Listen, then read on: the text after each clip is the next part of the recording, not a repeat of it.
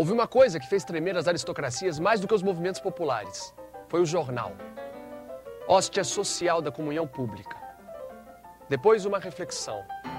Um braço que se ergue, um palácio que se invade, um sistema que cai. Escritor funcionário público no Brasil não é uma exceção. Ao contrário, numa certa época era uma regra. O que era excepcional era o fato de que o Machado de Assis era um bom funcionário público. Ele vai galgando degraus como funcionário público, ele vai ganhando notoriedade como escritor, como tradutor, como jornalista. Machado ele viu um mundo muito mais agitado e interessante do que a gente normalmente pensa. Era uma sociedade culturalmente agitada, intensa, inquieta. Quer dizer, fornecia material para uma pessoa como Machado, com a visão aguda que ele tinha, de crescer intelectualmente. Luta de atletas, luta de pés, luta de cavalos. Agora vamos ter uma luta de escaleres. Uma regata em Botafogo à maneira inglesa. Uma nova companhia equestre e o teatro lírico. E digam-me se essa população não está ameaçada de morrer de uma indigestão de prazeres. Vive-se nas ruas, nos teatros, nos circos, um turbilhão. Ele teve contato com os melhores intelectuais do seu tempo. A geração dele é uma geração brilhante, né? Que tem Rui Barbosa, que tem Joaquim Nabuco, que tem Olavo Bilac, que tem Graça Aranha, Euclides da Cunha, né? E ele viu uma sociedade se transformando, quer dizer, ele pega um Rio de Janeiro escravocrata, depois vem o período da abolição, depois vem a decretação da República. O Rio de Janeiro, quando ele cresce, é iluminado a lampiões movidos a azeite, né? E quando ele morre, já tinha bonde elétrico, já tinha carro, já tinha cinema.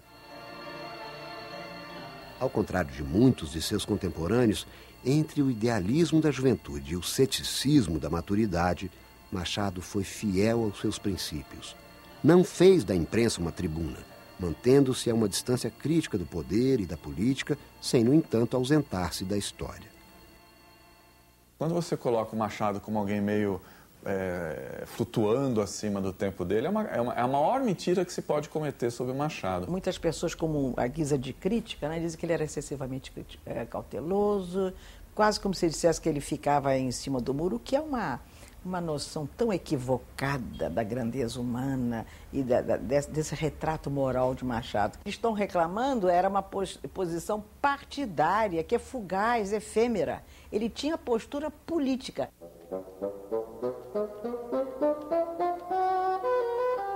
O que há de política? O silêncio é a resposta. A tela da atualidade política é uma paisagem uniforme. Nada perturba, nada modifica. O povo só sabe que existe politicamente quando ouve o fisco bater-lhe a porta. Em nosso país, a vulgaridade é um título e a mediocridade, um brasão.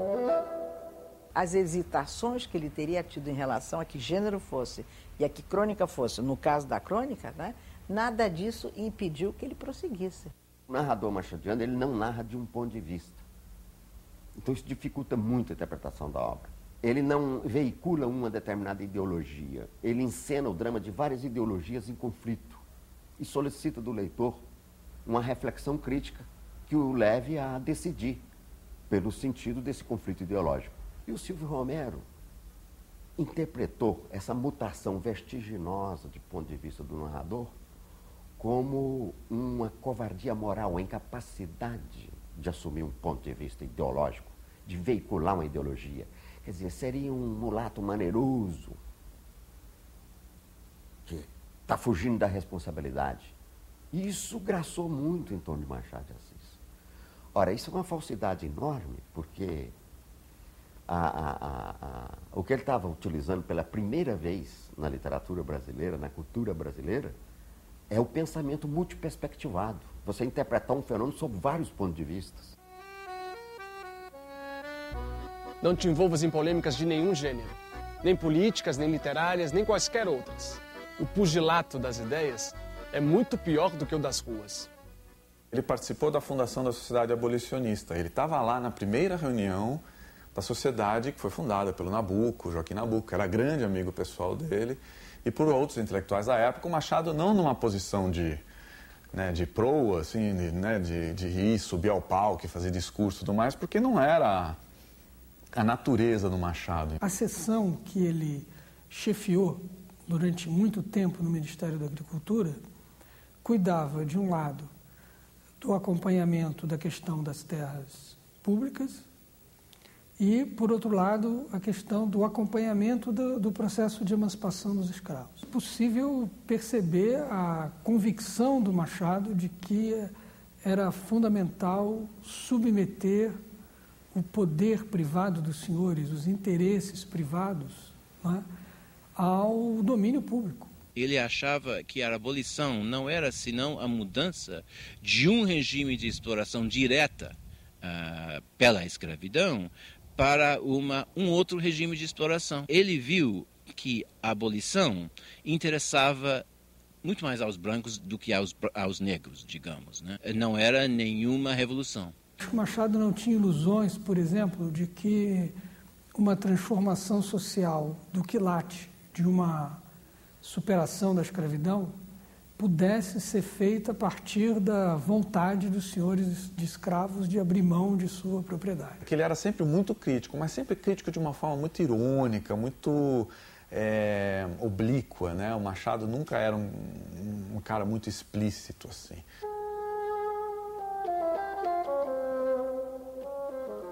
Bons dias. Eu pertenço a uma família de profetas après coup, pós-facto, depois do gato morto.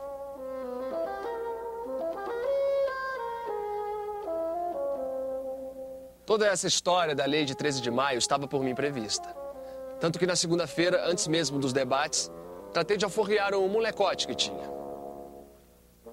No dia seguinte, chamei Pancrácio e disse-lhe com rara franqueza: "Tu és livre. O meu plano está feito. Eu quero ser deputado. Os homens puros, grandes e verdadeiramente políticos não são os que obedecem à lei, mas os que se antecipam a ela. Dizendo ao escravo, és livre, antes que o digam os poderes públicos, sempre retardatários, trôpegos e incapazes de restaurar a justiça na terra para a satisfação do céu." Ele chega a dizer uma frase que deixou indignada muita gente aqui no Rio de Janeiro. Ele diz que foi abolido o preto, falta abolir o escravo. A abolição era muito bem-vinda, mas ela era uma parte do trabalho, né? O negócio era você criar uma sociedade que gerasse empregos e que assimilasse essas pessoas no que hoje a gente chama de cidadania. Até hoje a gente não consegue a tal inclusão social. Machado já falava disso lá atrás, né? 140 anos atrás, né? Houve sol, e grande sol naquele domingo de 1888, em que o Senado votou a lei que a regente sancionou, e todos saímos à rua. Sim, também eu saí à rua. Eu, o mais encolhido dos caramujos. Também eu entrei no préstito, em carruagem aberta. Todos respiravam felicidade, tudo era delírio. Verdadeiramente foi o único dia de delírio público que me lembro ter visto. O período mais frutífero do Machado, como cronista, ele viveu na Gazeta de Notícias, né? Nos anos 80. Foi um período de grandes conflitos políticos, de guerra do Paraguai, enfim, de debate entre republicanos e monarquistas. José Galante de Souza, o grande bibliógrafo de Machado de Assis, encontrou uma série de crônicas anônimas na Gazeta de Notícias, justamente dos anos 1888 e 89. São as crônicas de Bons Dias. Eram principalmente anônimos. Na época, ninguém desconfiou que fosse Machado. E ele tomou algumas medidas concretas para que as pessoas não soubessem. O que ele estava dizendo, embora debaixo de uma ironia muito profunda e muito fina, eram coisas que muitas pessoas não queriam ouvir, né? Ele não podia ser visto como antirrepublicano. Naquela época, não era nem bem visto, era perigoso. E Machado foi denunciado depois, acho que em 94, ele foi denunciado como monarquista, né? Então ele tinha que tomar muitos cuidados. Vossa Excelência terá desejo de saber quem sou. Diloei em poucas palavras. Se a velhice quer dizer cabelos brancos, se a mocidade quer dizer ilusões frescas, não sou moço nem velho. Estou tão longe da infância como da decrepitude. Não sou alto nem baixo. Não sou votante nem eleitor. Quanto às minhas opiniões políticas, tenho duas. Uma impossível, a outra realizada. A impossível é a República de Platão. A realizada, o sistema representativo. Se a gente verificar a Europa, a queda das monarquias com a implantação das repúblicas, então a gente verifica que é um momento extraordinário de emancipação, onde vem a ascensão do terceiro estado da burguesia, onde vem a limitação do poder, por exemplo, da aristocracia, uma grande conquista social. Mas no Brasil não. Machado percebeu que no Brasil a burguesia não cumpriu esse papel de desestabilizar, por exemplo, a aristocracia e dar um avanço em conquistas sociais. Machado era o que se chamaria na época monarquista liberal. Ele não era republicano, mas ele também não era conservador. E ele queria que a monarquia, o regime de Dom Pedro II, o segundo reinado, evoluísse para uma coisa mais liberal, sem escravidão, etc, etc. Ele era evolucionista nesse sentido, né? Ele achava que o mais adequado para o Brasil era uma monarquia constitucional, né, ao estilo inglês, né, com parlamento, com liberdade de expressão plena e tudo mais, não uma monarquia absolutista francesa. Ele achava que o Dom Pedro II, depois de uma certa idade, quando começou a viajar muito, a ficar muito ausente, que a Isabel tinha que assumir, se tornar rainha e fazer o terceiro reinado. Eu peço aos deuses que afastem do Brasil o sistema republicano, porque esse dia seria o do nascimento da mais insolente aristocracia que o sol jamais alumiou.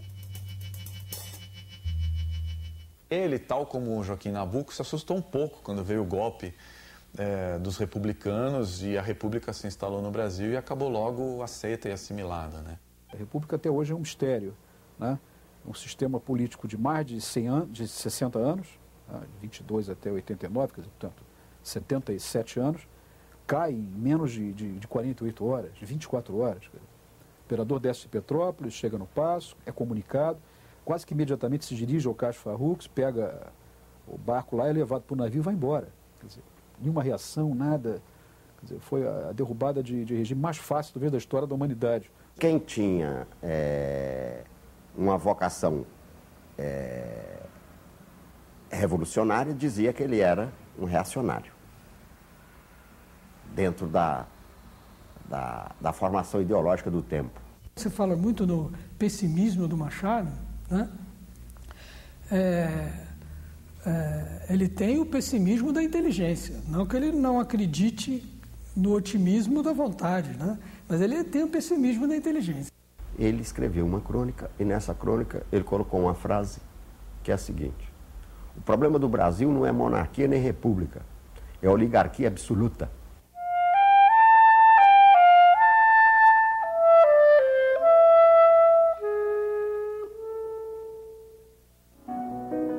Em 1896, Machado de Assis, juntamente com José Veríssimo, Lúcio de Mendonça, Joaquim Nabuco e outros escritores, cria a Academia Brasileira de Letras. Primeiro, ele foi um grande escritor. Em segundo lugar, ele foi uma pessoa que teve uma preocupação com a vida política do país. E, em terceiro lugar, ele foi uma grande personagem também no campo cultural. O que vai ajudando a forjá-lo, né, é a complexidade brasileira. Esses primeiros esboços da nossa nacionalidade, nós precisamos nos definir melhor como nação. Ele era uma pessoa preocupada com o país, com as suas instituições. Há grandes discussões políticas, discussões civilizatórias, podemos dizer isso. Para que lado vai esse país? Que país era aquele? Há um projeto cultural no Brasil.